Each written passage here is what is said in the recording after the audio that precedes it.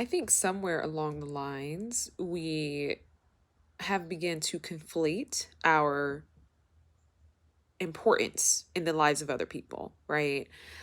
People come online and they share stories about their coworkers and things like that. And I'm not here to negate anything like microaggressions or things that people may be feeling and sensing, on that intuitive state. But we have to be aware and we have to be mindful of the fact that we have become a lot more reactive because of the things. I'm sorry, because of our engagement with social media.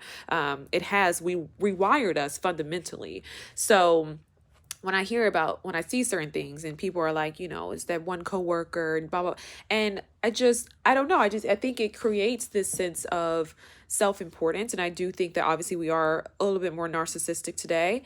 And I guess I'm just kind of here to tell you that like nobody's thinking about you, like I think so much of the experiences that people are having, it's all about perception. And I'm not here to say, I'm not here to ignore anybody's experience that is blatant and that is evident, right? But for a lot of people, there's not any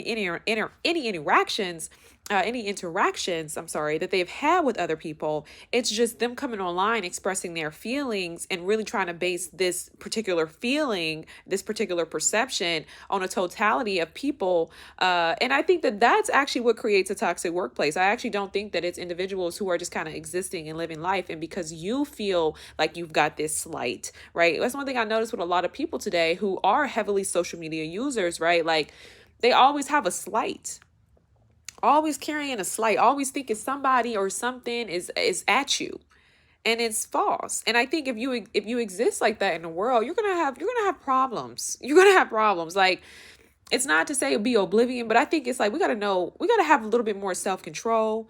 We gotta have a little bit more I don't want to say decorum, right? Because that's classist. But, I just think at the end of the day, you have to understand it's a time and a place.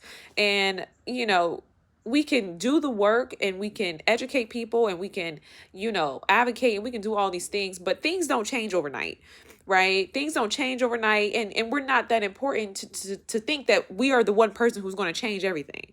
You know what I mean? That's not typically how it works, right? Those who do change the world and they are those one specific individuals, typically they are the first and typically they are chosen and selected by God. And they didn't even know that they were even going to be in a room or in a situation that was going to have an impact on millions of people. So, we have to realize when we're being reactive.